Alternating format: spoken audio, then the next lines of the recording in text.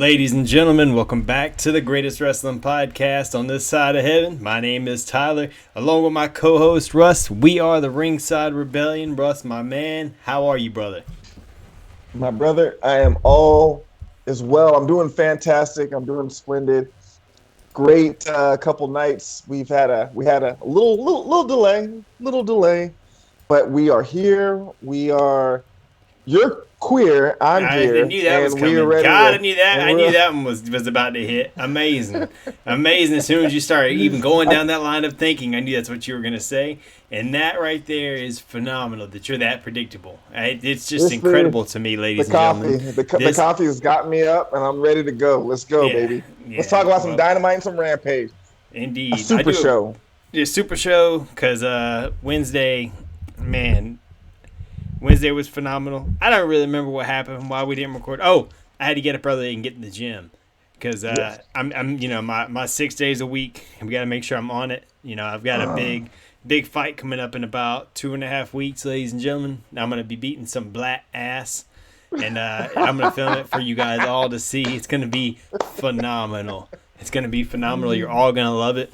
For the viewers that are there, it's just I can't even put it into words. Yeah.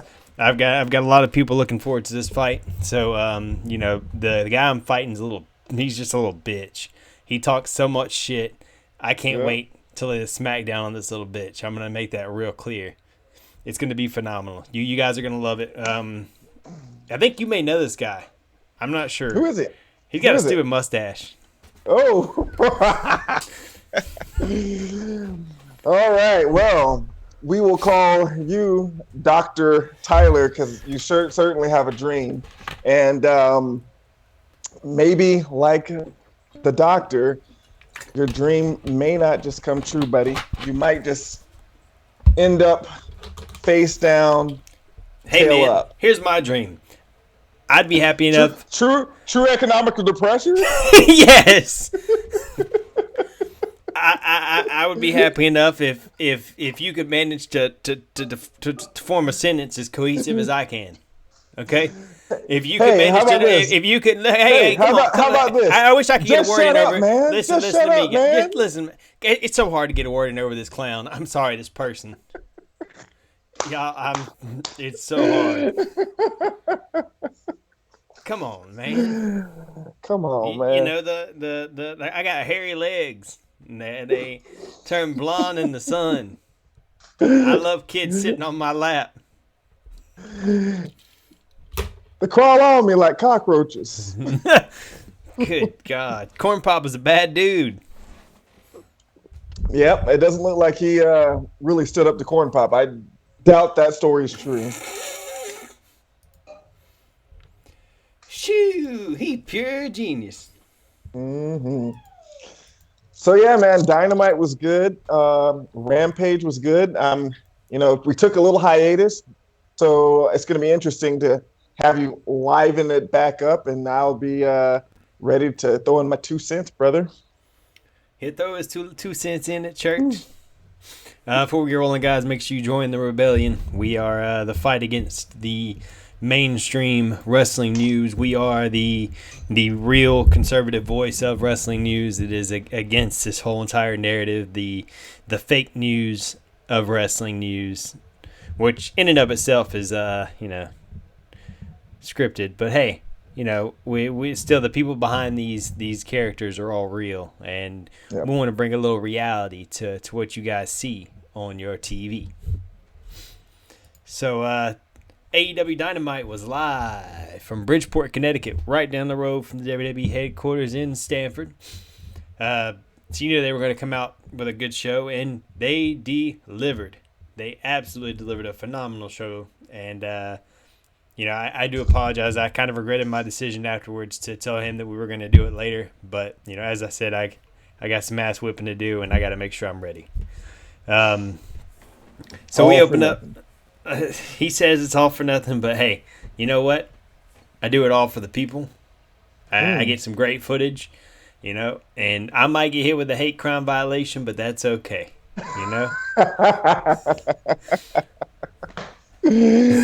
All right, let's go. All right. That doesn't work in reverse, ladies and gentlemen. That's the unfortunate part of this. Is Yep. if I get my ass whipped, then it's just justice. Yep. Can't wait to get my statue. The worst part is that this man's the antagonizer. He's the real antagonizer of it all. He's the one. Don't make that face. Don't make that stupid face at me. Don't make that stupid face. You know you're the one that antagonizes all of this. When this camera's off, I could upload video after video. I wish I could take audio of all the things this man says to me. It'd be enough to get a hate crime put up against him. I'm gonna tell you that right now. Treats me like a little Jew boy. Ooh, well, that's, and you're not just saying that just to say that is tied into the show, because it's just a quote. It's just a quote, ladies and gentlemen. Just a quote. That's right. That's right. By the way, I got some coins here for you, buddy. So we start the night off with a tag team battle royale. All the tag teams are already at ringside, surrounding the ring. Luchasaurus and Jungle Boy come out. Have you noticed they aren't announcing them as the Jurassic Express anymore? I think I did notice that, but good observation. They have not announced them as the Jurassic Express in quite some time. Find that rather strange, but it is what it is. I didn't like the way this match started off. It felt really strange. Some of them were fighting on the outside before they got in. It was kind of awkward, but once the initial awkwardness got out of the way, it was a really cool match. A couple of spots that I feel like people aren't talking about that, in my opinion, need to be kind of addressed. I've watched, a bunch of videos as usual, and I know some spots people aren't talking about that I feel like are going to come into play later on. They did a lot of storytelling in this match. Yep. So participants of this match, we got Red Dragon, the Butcher and the Blade, the Best Friends, Reynolds and Silver of the Dark Order, the Ass Boys, FTR, Pride and Powerful 2.0, Private Party, and the Young Bucks. Man, I will say that just as you mentioned, the beginning of this match was, as a lot of just tag matches in general, I don't want to pick on AEW, but a lot of AEW matches, it can be very messy, very chaotic, and just kind of like, what's going on here? And people clearly... And it's fun. Well, it's fun, but people are just clearly clearing out the way, people staying on each corner just for everyone to get their little spot in, and then someone, then they roll off. And it's an indie spot fest. Yes, but during this match, all those people that you named, I felt that way, and then instantly it just hit me. I was like, dude, AEW's tag division is just so stacked, dude. Like, all of these tag teams, I could literally see any of them being the champion. Yeah, I could see Acclaim. Like, they and then some. Yeah, I could hear out whatever claim that, whatever group 2.0, Private Party even, they all have a claim to say, hey, we deserve this. Yep. And so that was the cool thing about this match. I think my exception to that rule at the current point in time out of everyone in this match would be the Butcher and the Blade. Yeah. Simply because of their booking it out. And that's one of the things that I wanted to kind of address that I had, written down was Matt Hardy is showing a lot of frustration to Private Party. Butcher and Blade are part of the AHFO as well. AHOF. You're right. Family Office. Okay, there you go. They're part of that group as well. Why aren't they getting the same treatment of why are you guys losing all the time? Yeah. Could they white? No. I don't get it, man. Like, I started thinking about that. I was like, man, he got mad in this match at Private Party too, but they lasted longer than Butcher and the Blade did. Yeah. And then the Butcher and the Blade, man, they're a great tag team. Like, when outside of the whole Hardy mess, they're a really good tag team. But I don't know, man. I think it's the Butcher, right? He's the big dude. I think the Butcher is back and forth, or injury prone. He's like a rock star or something. So he has a band. Yes, he is a band. And we also have another rock star that's also able to do more, and you don't have to just call him I think he's a rock star, because he's much more successful than think he's a rock star. So that's not a very good excuse. Well, I'm just saying the Butcher is hardly there, whereas we see the Blade all the time with the group, but I rarely see the Butcher just like there. So maybe that has something to do with the fact that they don't get the push or whatever. But they're just kind of shoehorned into this whole scene, and yeah, we are all waiting for it to be deleted. Deleted. Yeah. Delete. Yes.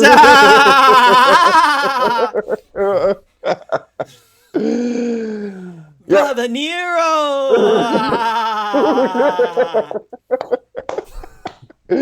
Yeah. You have been introduced to my broken brilliance. Yes, it's coming very soon. If they don't just do the hard, Party Boy style, the Team Extreme, right? But we'll see. Maybe Jeff Hardy comes in and he just like does something to knock Matt off to the next level of insanity.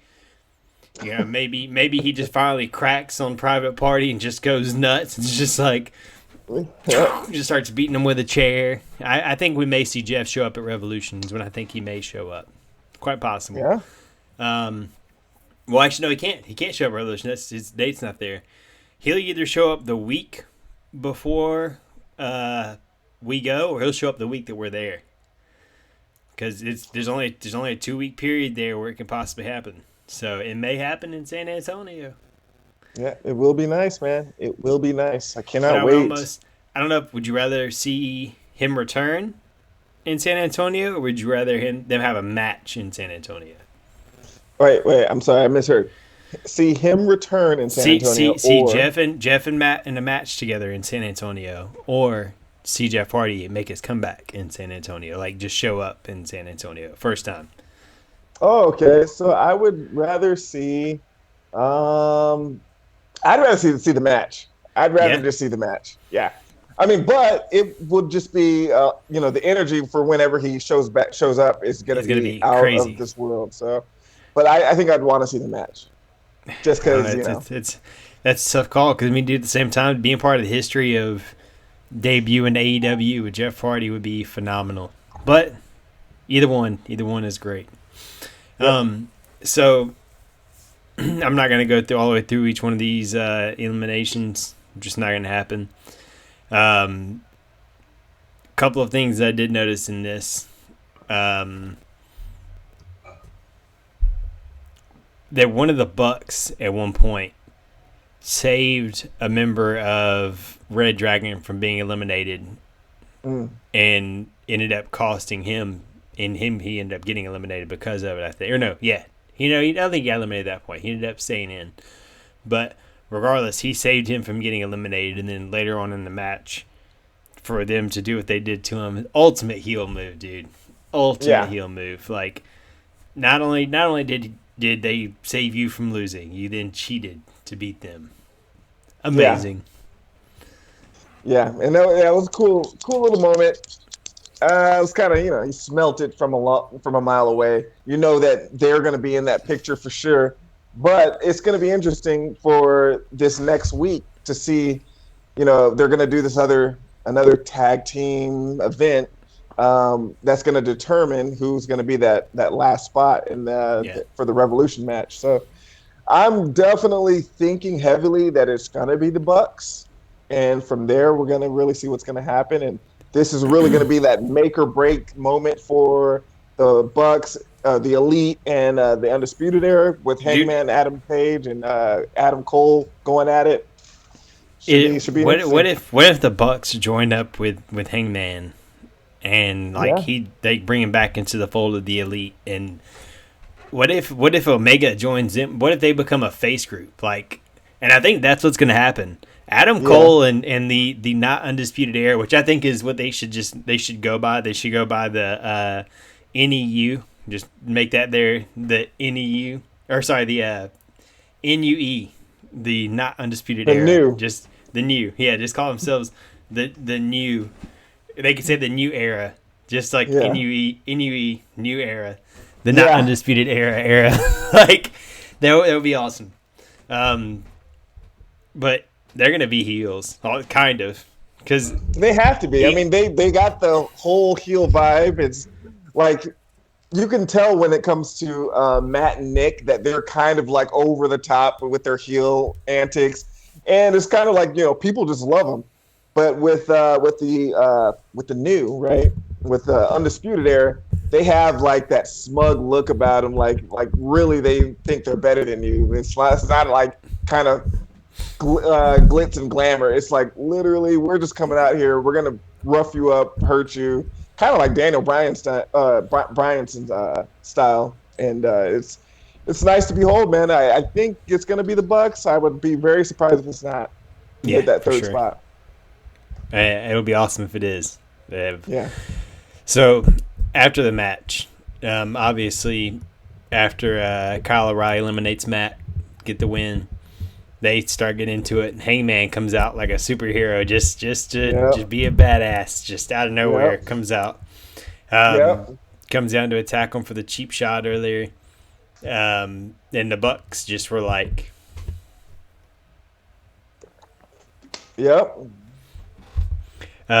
Cole comes out and attacks Hangman Page, but then Page ends up getting the advantage. They pull Cole out of the way of the buckshot. Then freaking John Silver attacks him from behind and throws O'Reilly into the ring, and Hangman hits the buckshot on him. That little stumble that he did in the ring was hilarious, man. Kyle O'Reilly, that man is just he's crazy, man. He's crazy. Yeah. Did you watch? I did like you watch him on BT. Elite? Yeah. Okay. Yeah. Man, that last episode was hilarious. That last episode was hilarious, dude. Yeah, those guys are silly, man, and it's going to be interesting. You're right. I think you're right about the Bucks and Hangman. They're going to bring it back, and Omega's going to come in the mix, and then Jay White's going to come in the mix with picking probably going with the Undisputed side, and man, we got some really glorious things. But this whole segment, not the whole segment, at the towards the end when Hangman comes out there, I'm just like, dude, they better be feuding after Revolution because I want to see this in San Antonio. That's what I want. Hangman has to be there. Freaking, Cowboy has to be there for sure. But come on, man, go out there and either get your belt back or say, Adam Cole, you can't take this. I done beat you once, I'll beat you again. So either one. After the assault, he gets a mic and says, "Who's ready for story time with Adam Page, baby?" That was hilarious, man. Freaking brilliant. He said there once was a young man named Adam who won world championships everywhere he went, but he's not going to get it here, and that he's drawing closer to a 6 feet hole in the ground. Yeah. Pretty cool. Backstage, we get Bryan Danielson talking. He says Daniel Garcia is very talented. Very frustrated that he didn't have a mentor like he did, like William Regal. Name drop. I expect we'll see William Regal pretty soon. Instead, he's hanging around with geeks like 2.0. And then said he's going to give Moxley an answer tonight. Hilarious, man. Absolutely hilarious. I think Danielson, he wants a taste. You want to taste, Danielson? You want to taste? Taste. What are you talking about? It's freaking hilarious, man. 2.0. They're growing on me more and more, man. Like, even in ring. Yeah. Well, I mean, again, with all the chaos, it really makes you appreciate just conventional tag teams like 2.0, like FTR, like the Gun Club. I don't need to see the crazy, even mic drop. What's the Acclaimed? Even the Acclaimed, they're kind of conventional. Mic drop. That's pretty racist, man. I don't know. They black. Oh my God! And by the way, they had an awesome. You didn't see the last match, right? On Rampage. Awesome rap. That Max Caster hit on Orange Cassidy. But I digress. I saw it. It just makes you. Yeah. Oh, you seen that? Nice. But anyways, it makes you appreciate the conventional side of the tag team division because, it's cool to have all the craziness and, the Buck style and the private party style. But, man, when you got people that are out there just making clean tags, doing legitimate, stuffing them in the corner and just tagging back and forth, that's what I like. Like FTR. That's what I like. Like FTR, like Brock and Lee. Like Brock and Lee Johnson, Brock Anderson and Lee Johnson. Where were they? I know they're new, they're fresh, but come on, man. That's a good point. That is a good point. Where were they? That's pretty frustrating. I wish you hadn't said that. I mean, but they're stuffed, man. They're stuffed. Their tag team division is just stuffed, and it is what it is. It is what it is, and that's sad, but it's a great man blessing. Once said, "It is what it is." It's a blessing, but it's a sad thing to see.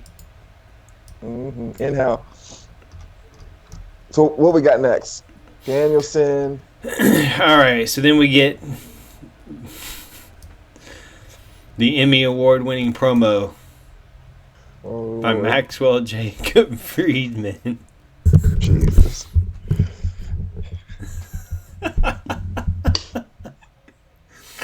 Dude. Speaking of Jew boy. This was hilarious, man. I know that he's trying to play it up for sympathy, and I know that they're trying to play it up for sympathy, but anybody who knows MJF knows that this is a lie. That this is... I mean, it may be true. It may be true, but he's not using this for sympathy. He's using this to get into Punk's head. He's using it to get into Punk's head, and he's like, oh, I'm the sad little Jew boy. Like... And meanwhile, as soon as the opportunity arises, he's going to be like... Oh, yeah. Oh, yeah. He's you in Jew form. It's pretty crazy. That's... Yeah. Facts, big facts. But the thing is, man, this was awesome. But the thing that I hate about this is that in any normal world where a heel is talking about, and let's just not say Jew boy, let's just say, they called me Stuttering Stanley or something like that. That's what I call you. The next trying event, to tell me something? Exactly. The next event that the person would go to. They're going to be hit with Stuttering Stanley chants throughout the whole event. And, if we were to make it and you keep calling me Stuttering Stanley, people in the chat are going to just refer to me as Stuttering Stanley, no matter what. But this move, he's calling himself Jew Boy, and anyone that calls him Jew Boy, shit, even if we were to be caught, by the YouTube overlords calling MJF Jew Boy, we're going to get banned. These people are going to get kicked out of the arena. That's what I didn't like about it. I guarantee it's not right. If we take a Jew boy sign and make it look like his scarf, dude, it's a star of David, a star of Rim fan, a star of Rim fan with the Burberry, whatever kind of scarf he has, that and that color, and bright Jew boy in the middle of. Dude, they would not let us in the building, dude. Yes, I bet they would. They would. It's for MJF. It's just is what it is, dude. He did it think so? himself. And we absolutely got to get it, dude. You absolutely got to get a Jew boy chant going at him, like Jew boy, Jew boy.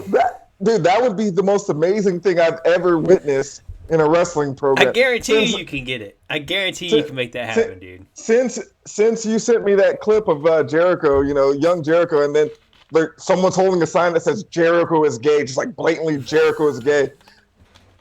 We're hitting those type of levels. I mean, that was the 90s. Of course, anything goes. You could have done it back in the 90s, Jew boy. You could have called him the K boy. You could have called him a whole bunch of different things. But now, that's what I didn't like about it. I just don't feel like this next week people aren't going to be able to give him that Jew heat that he's trying to pull. Jew heat. I know something that helps with Jew That's heat. That's real heat. That's that. That's that chapter and verse heat right there, baby.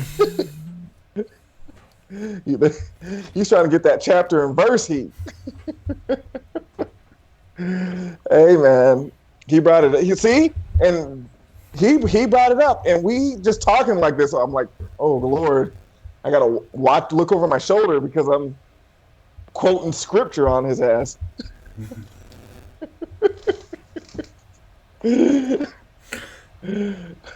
Oh my God. Anyways, enough of the oven hopper. Oh Lord, have mercy. Ladies and gentlemen, that's just a quote. That's just a quote. Not his words. He's just trying to quote. Who said that? Who said Mel that? Gibson. He said, dude, this quote Mel Gibson, I'm quoting him. He said, he's I guess it was Winona Ryder. He's seen her and she was with a gay friend, and he says, oh Lord, you're not going to give me AIDS, are you? Good God, dude. I didn't know that.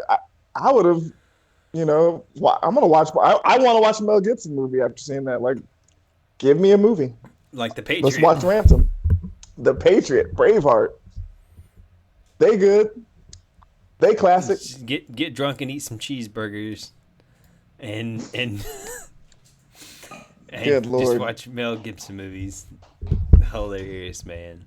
But anyways, I digress. We digress. It was a good promo. I just didn't like that aspect of it because it's not fair to the fans who deserve to go into the next week and be like, Jew boy, and throwing change at him and all this stuff. Oh my God, dude. People started throwing coins at him.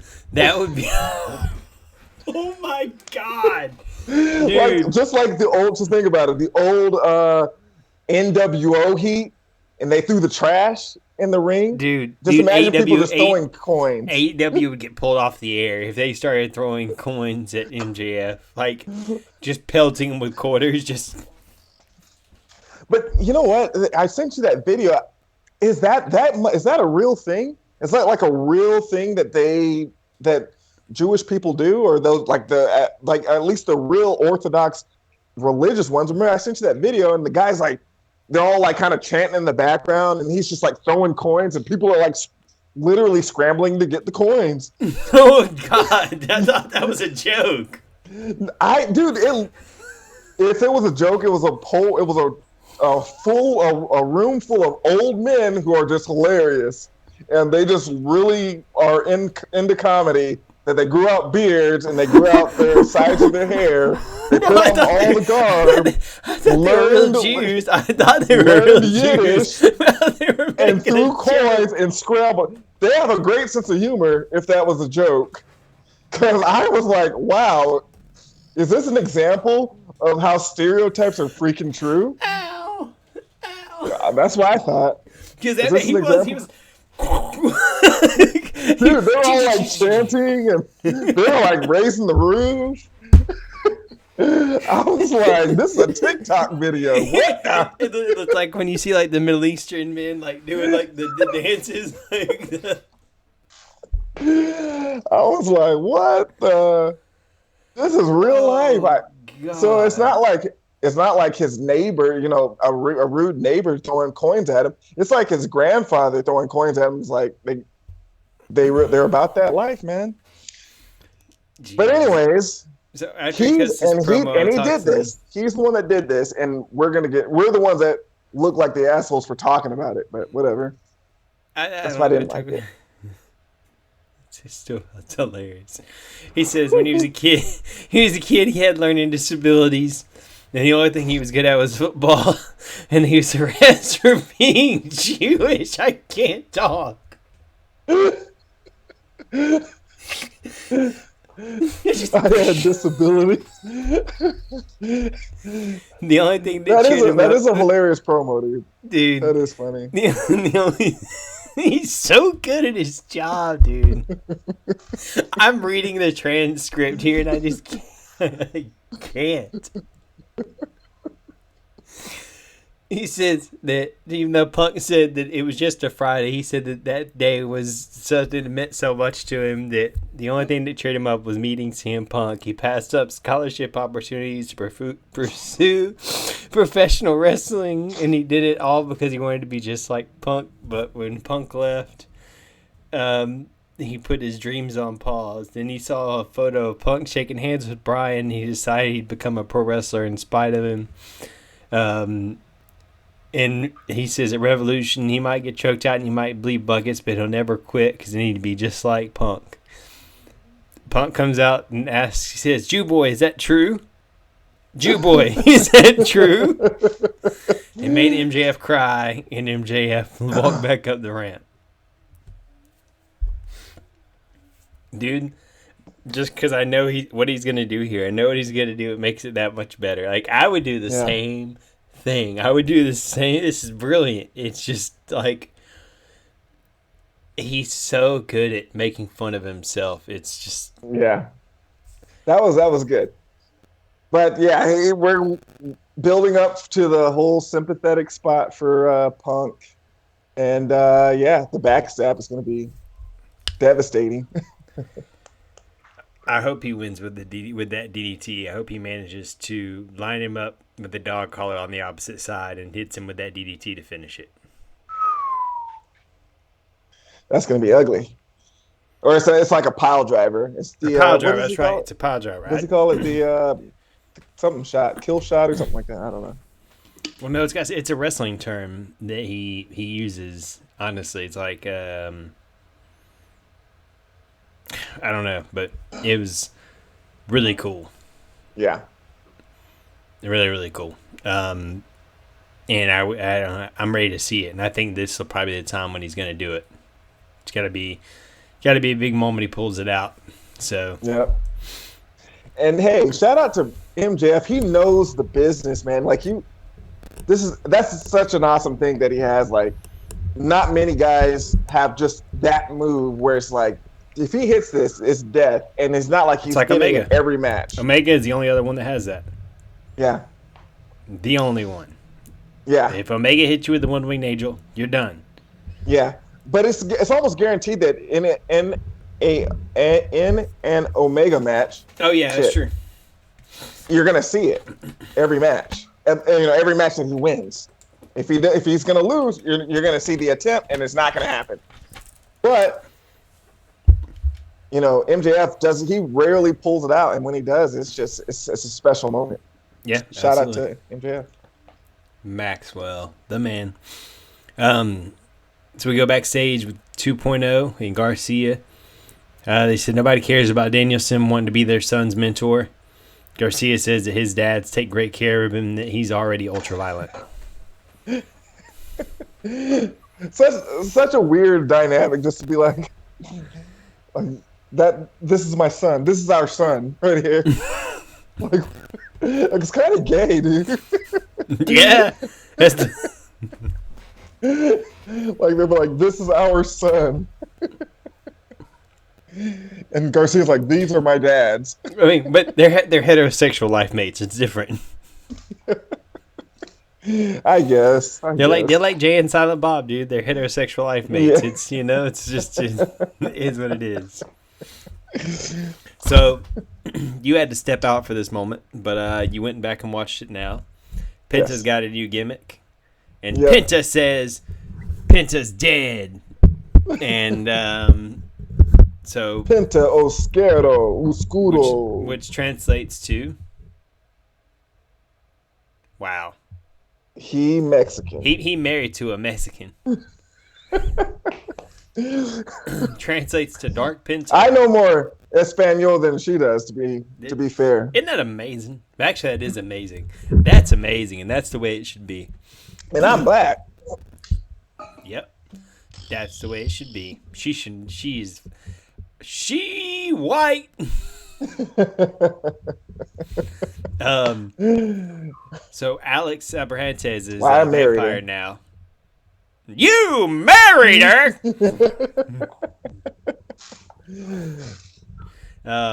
Alex is a vampire now, which is he looks more. I seen that. He looks like he's trying to be Paul Bearer kind of, but I don't know. I don't get it. I immediately want this to go back in time and just don't do this anymore. Please don't do this anymore. I mean, I'm not into all of the gothic stuff, but I will say I thought it was kind of cool. He was cool. Dark Penta was cool. His entrance was cool. I like the new music. I like the new look. You mean Mexican noob Cybot? Right. I just want old Alex back who's like... he was just evil. He was just like an evil version of hype man, because he was still like singing the song. Man, he wasn't there. Yeah, but he was still like singing. You could see him like singing the song and walking slowly, and he was just, I don't know. I wonder how long this will last. And then, this match made me realize that, oh shit, Rey Fenix may be gone for a little bit longer than we actually anticipate. Well, when your arm dislocates itself from itself and doesn't break, and it's like, oh, look, Mom, I broke you. Like, yeah. There's Well, I say that because, the night that we seen it, we were like, holy crap, that's Sid Vicious' arm. He had Sid Vicious' arm, ladies and gentlemen.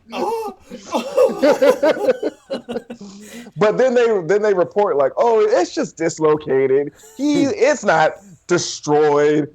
So this just kind of made me be like, okay, maybe that report it's a little worse than what they said, because Penta's gone off the deep end.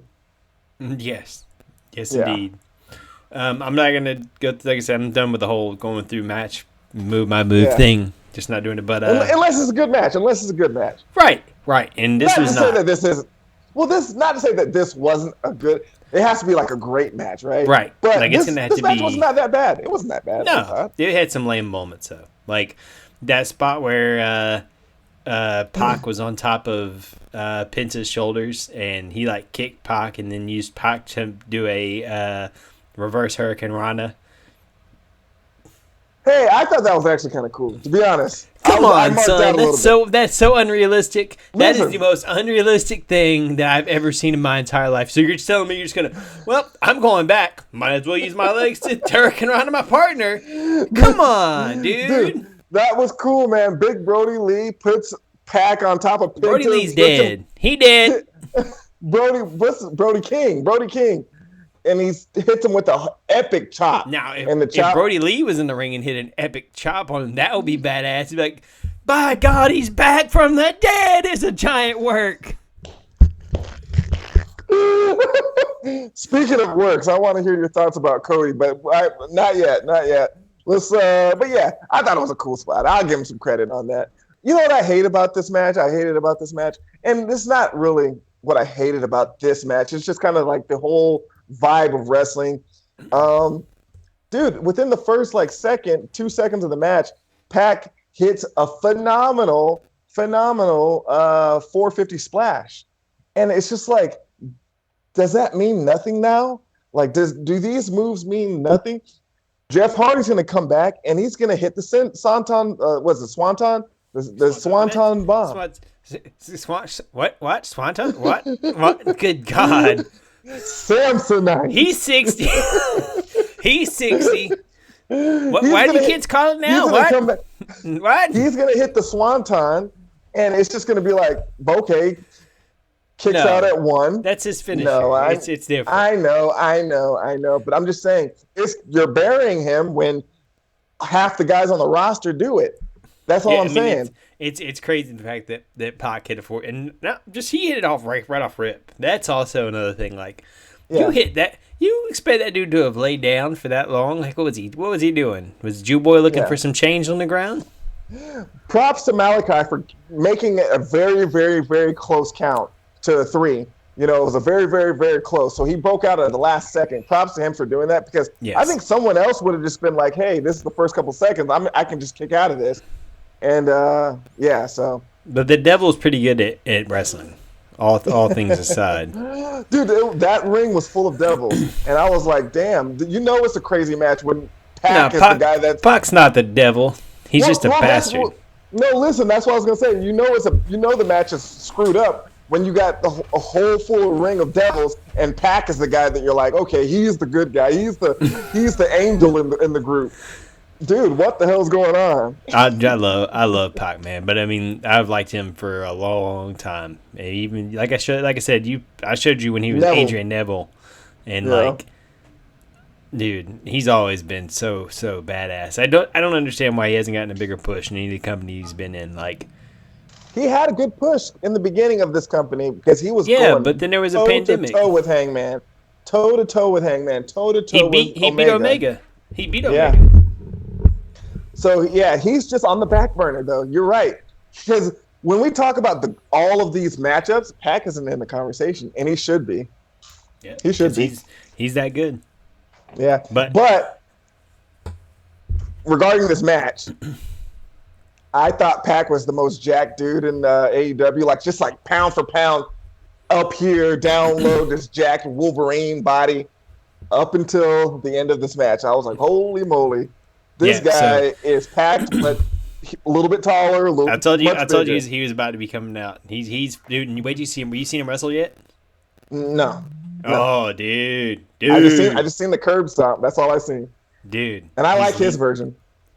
He is awesome.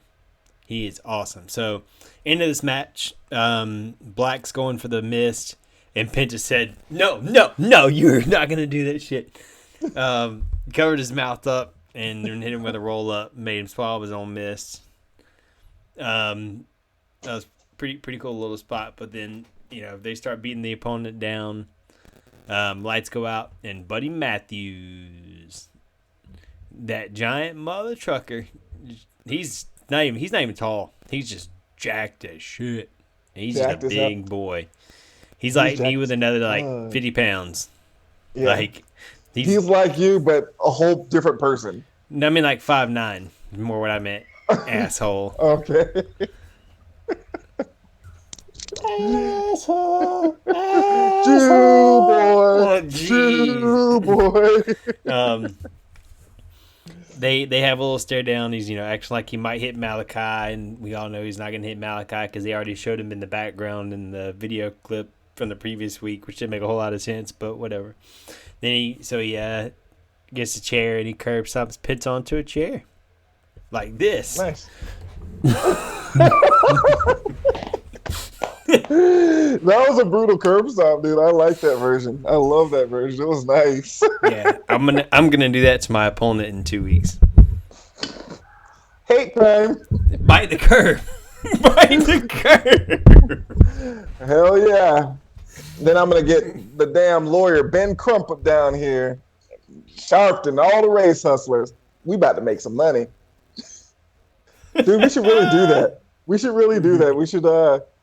you do a little hate crime on me, and then I will. We can split the money. I'll cash in, and we'll split the money, dude. Except for the money's going to come from me, so. How's that work?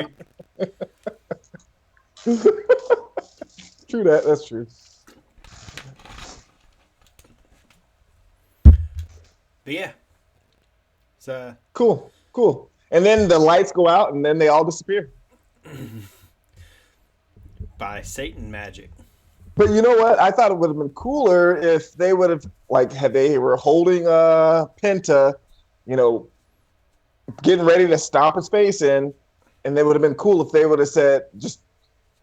Picked him up and said, "You're part of the group now." And Penta just legitimately is part of the group. Because, hey, man, why not? And then Alex would have been like, "Penta says."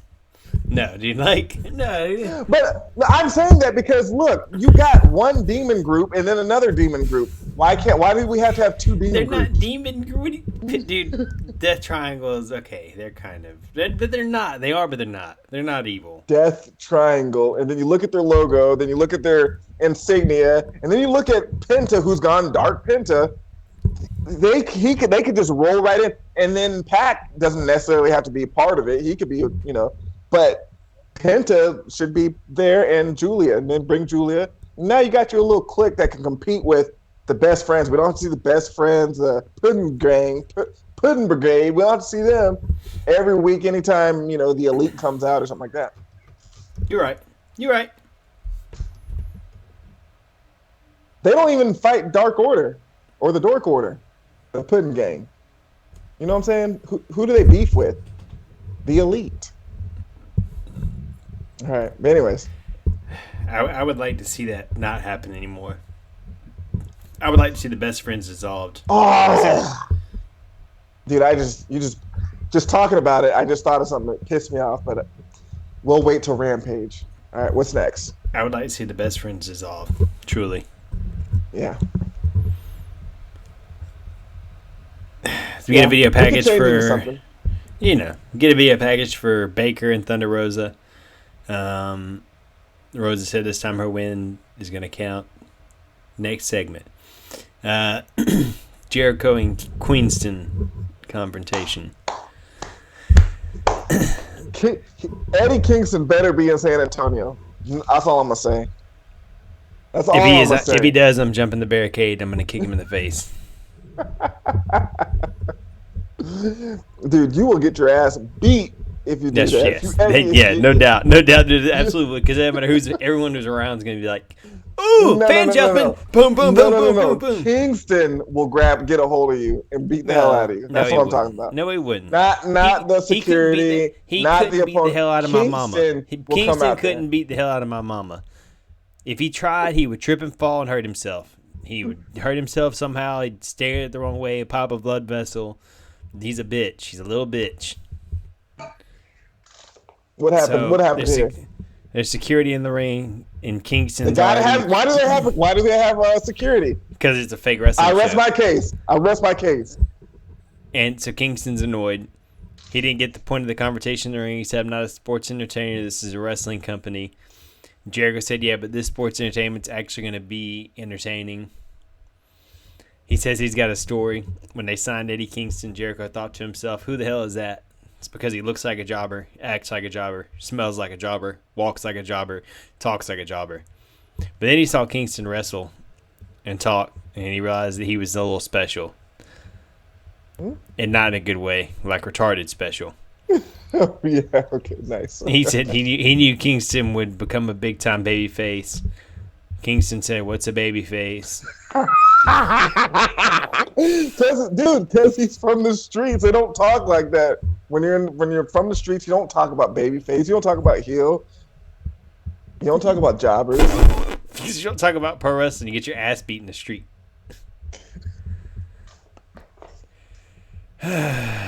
Jericho thinks Kingston's just jealous because this time by the time Kingston was Jericho, goddamn, by the time Jericho was Kingston's age, he did everything there was to do in pro wrestling. And deep down inside, Kingston doesn't think he'll ever get to Jericho's level. Kingston said the only reason Jericho got to do all his accolades because Kingston wasn't there.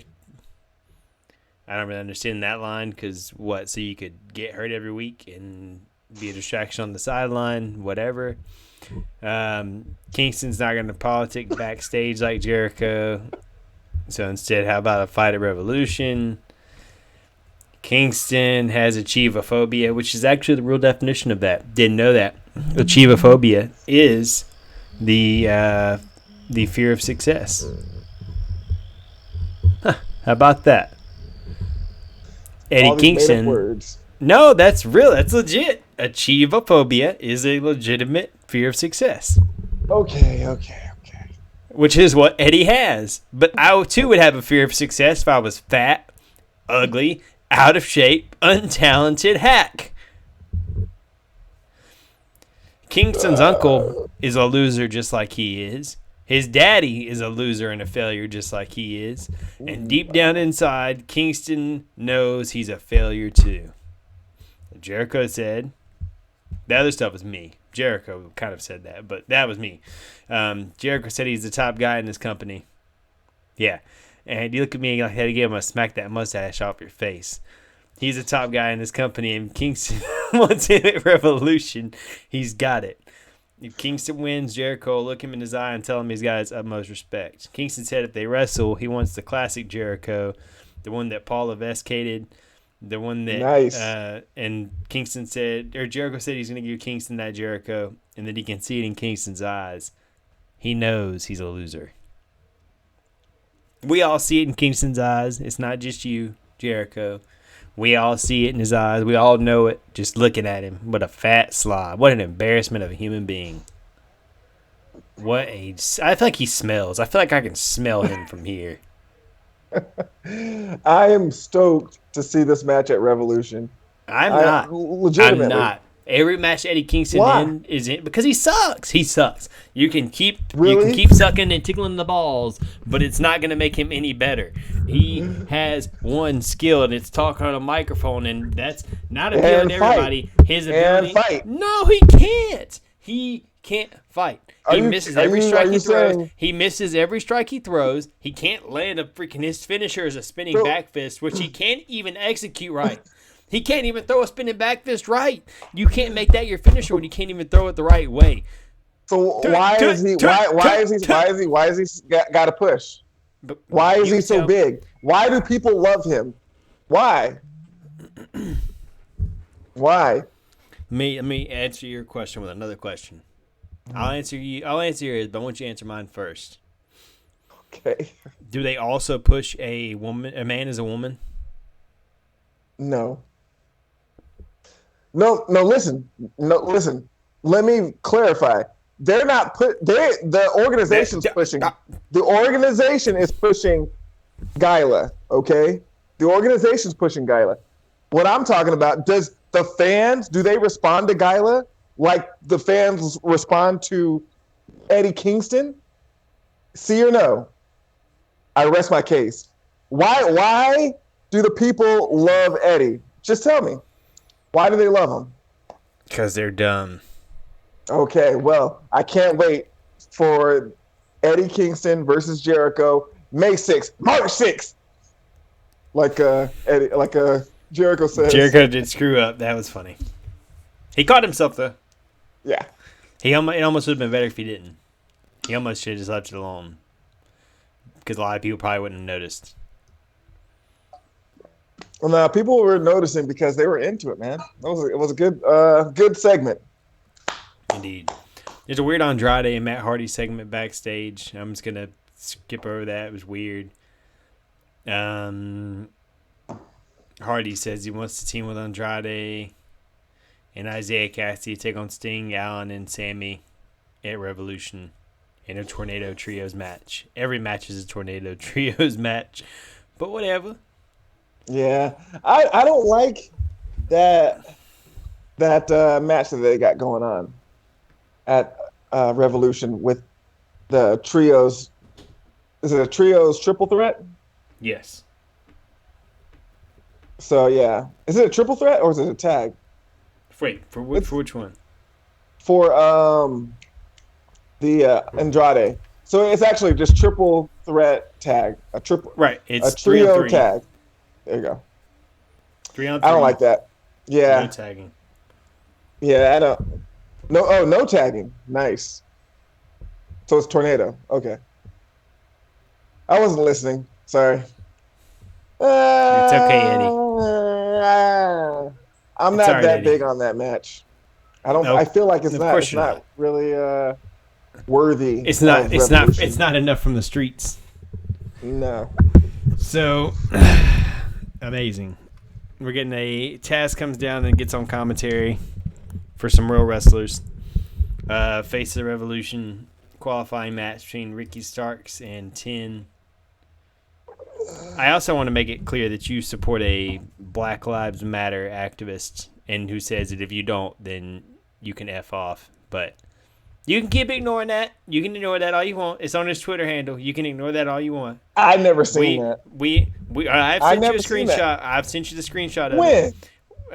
When I first got it. So I just want everyone to know really clearly that we are a conservative podcast, despite this man's views and him supporting a Black Lives Matter activist. And Black Lives Matter is ran by a bunch of fat black radical lesbians. JLP said that at AFPAC too, man, and Big Pop, man. I think he had probably the most consistent pops of the night, man. It was awesome. People love, But yeah, people love Kingston. JLP. He would be ashamed of you, though. I'll tell you that. No. Just for the fact that you support No. someone who's supportive of a bunch of fat, black, radical lesbians. Not true. And it's not true. I bet you Kingston, he just like when you're going on the tangent about Rittenhouse, ooh, we were black. He just says some people just break it down to, hey, Black Lives Matter. Obviously, he's not supporting some organization, the Marxists and the communists and the witches that run it. That's what Kingston's doing. Do you think, look at me. Do you think Kingston is that intelligent to look past the surface of anything? Excuse me, it's not his bio. Case. It's not his bio. It's actually his freaking Twitter handle. His name is Eddie Kingston. I haven't seen it. Black Lives Matter. I haven't seen it. I don't know what you're talking about. But I do know. Would you like to see it? I can show you really quick. I can. No, it's not necessary. It's not necessary. It's not necessary. Kingston is a great wrestler, and he is a deserving person to be on that. He is a great wrestler. Let's not just let our hatred for Kingston blind us. He's a good wrestler. He's a great wrestler. That's the entire reason why I can't get behind him, because I think he's not a good wrestler. I think he is probably one of the worst executing. Is he top 10? No. In AEW. No. Okay. We just disagree. He has no wrestling talent. He has no wrestling. He's okay on the microphone. He okay. Like 1 to 10 on the mic, he's like a 6. Wrestling skill, he's like a 2. All right, fine. Getting his ass kicked, he's like a 10. Does that make you feel better? He better be here in San Antonio. That's all I'm gonna say. Because when that music hits, the big pop happens, baby. People don't even know. People don't even know his music. That's the sad thing. They don't even know. They don't know. They don't pop his music. They pop the stuff that comes up on the screen when they finally realize it's him. It ain't like our next guy, Ricky Starks.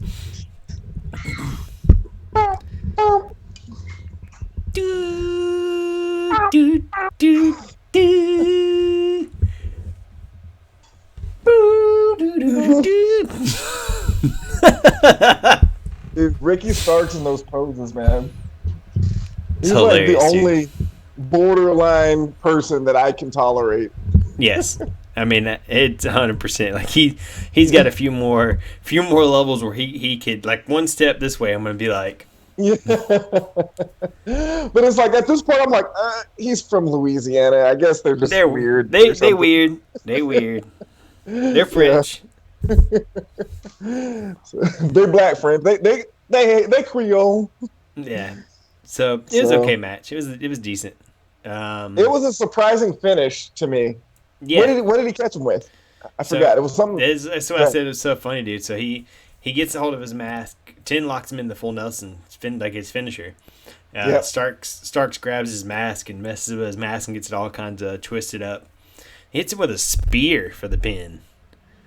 Yeah, little Ricky Starks, who's like literally my size, hits a spear on Tin.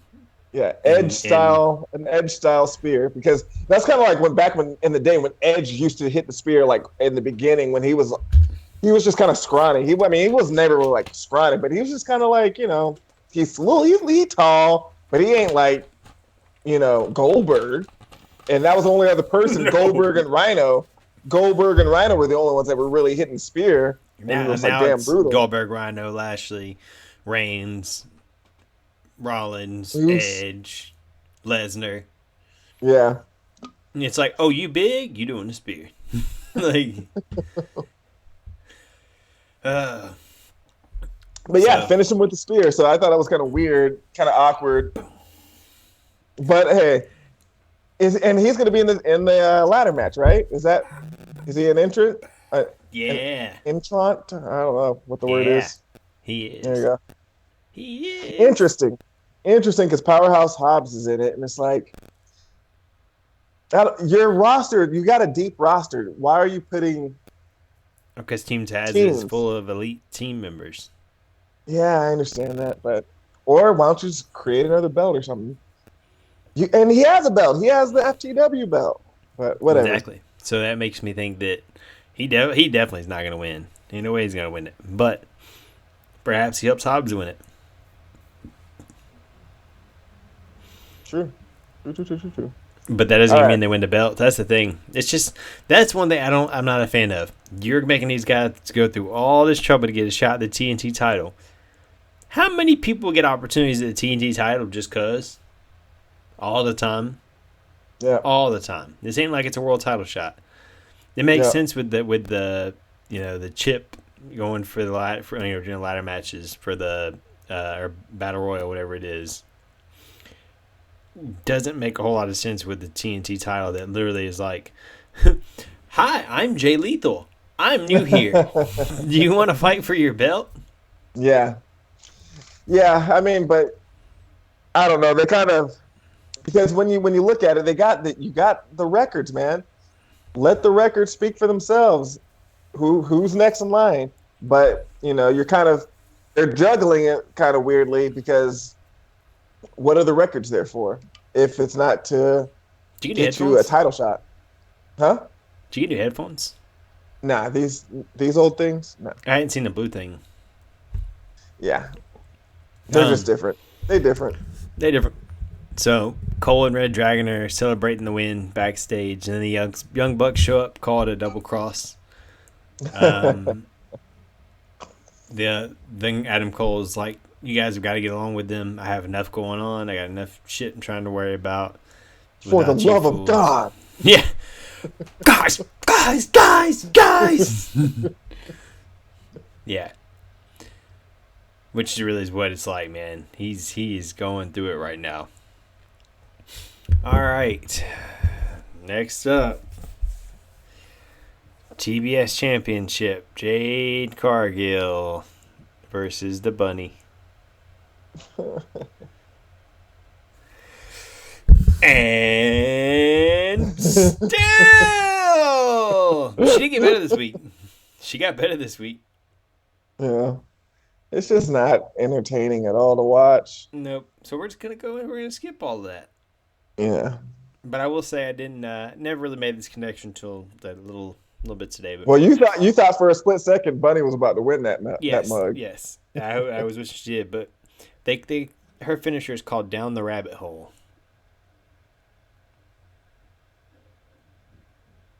Oh, she based. She red pilled. I wasn't even saying that. I was saying Oh, the okay. perverted version of that. There, of like, that's nasty. Oh, you nasty bunny. Of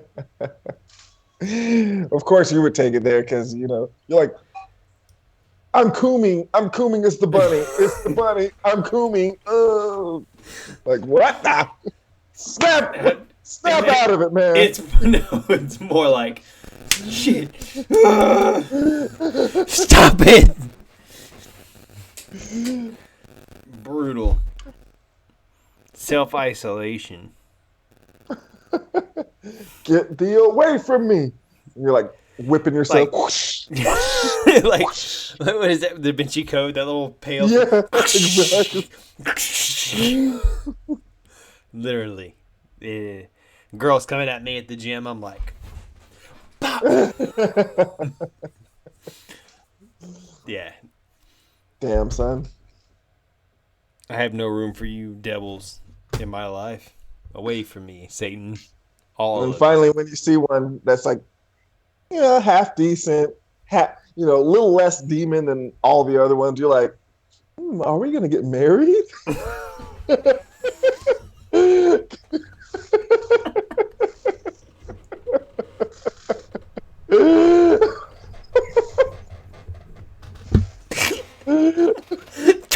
Tree! Oh man, it's funny because it's true. It's like, it's just, I don't care if they look perfect. It looks ain't got nothing to do with it. I just want you to be a half decent person, and none of y'all are. Ain't Hey, but like a fifth of the freaking population of women on this planet that are actually. Well, there is decent one human that you beings. told me about. There is one that you told me about, but Let's not go into that on the air, okay? Let's not do that because that's the last thing I need is to fall into the hands.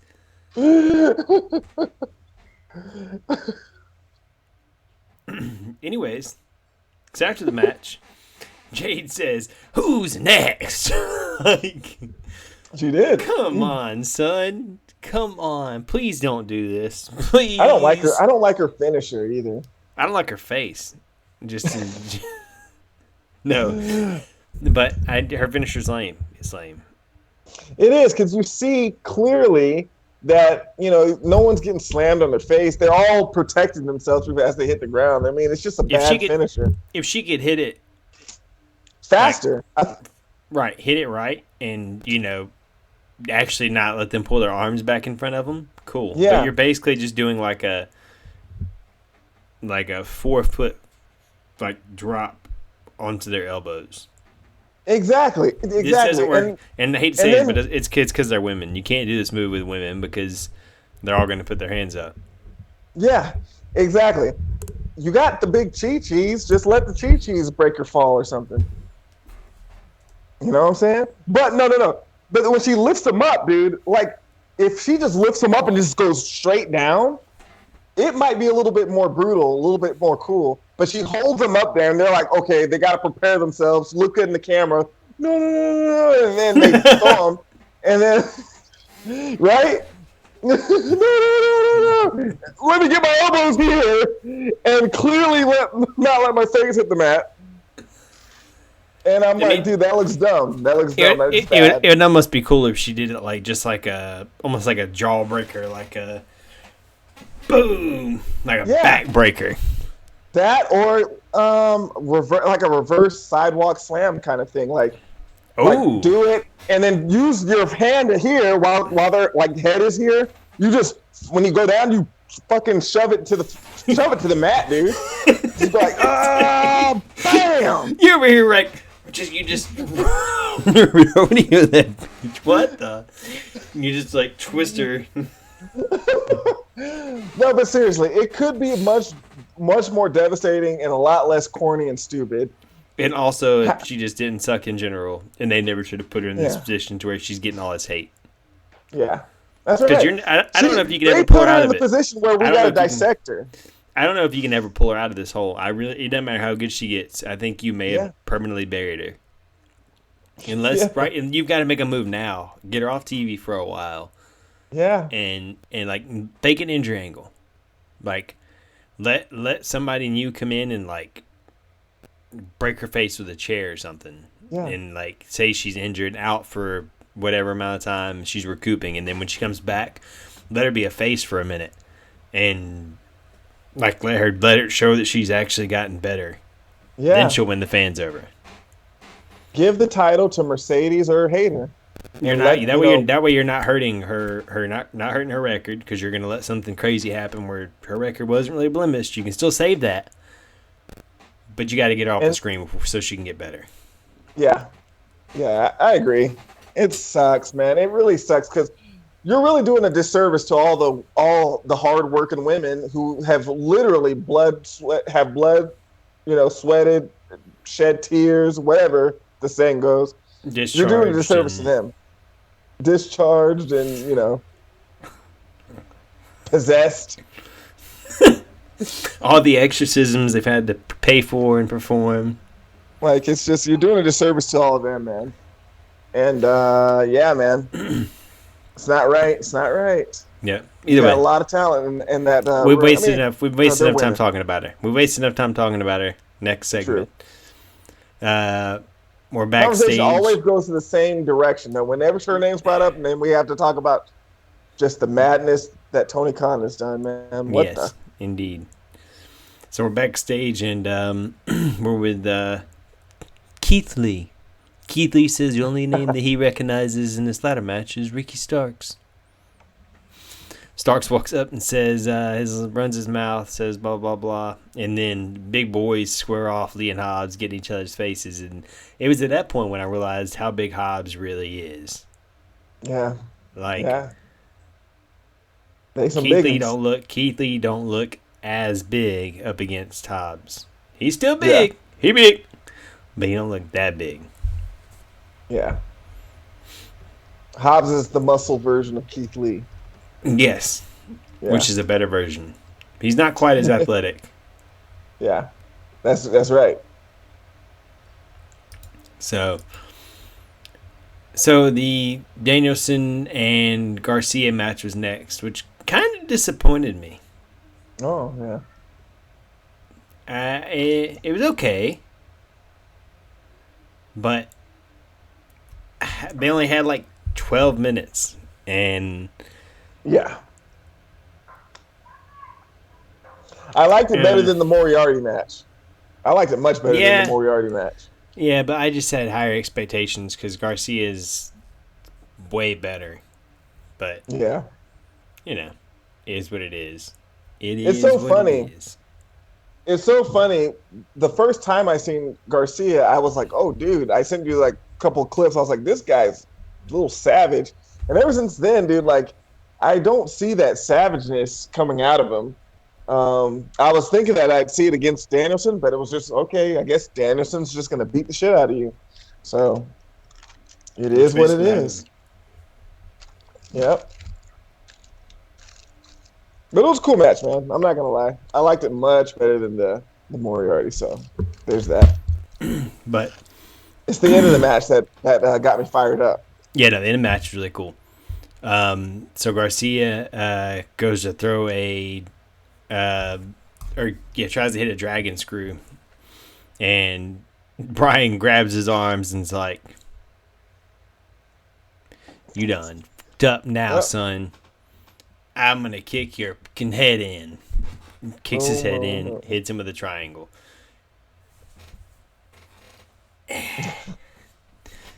I love that he does that every time. So finish it off. That was cool. After the match, he says, "That's what I'm looking for. That's what I've been looking for." And then he asked the crowd if they thought Garcia was violent enough. And then 2.0 comes out, starts attacking Danielson. Moxley's theme plays, and he gets in, and they dispatch them pretty quick. He hits the best paradigm shift I've seen in quite some time. Looked good. Yep. Garcia is about to smack Mox with a chair, but Danielson stops him right before that.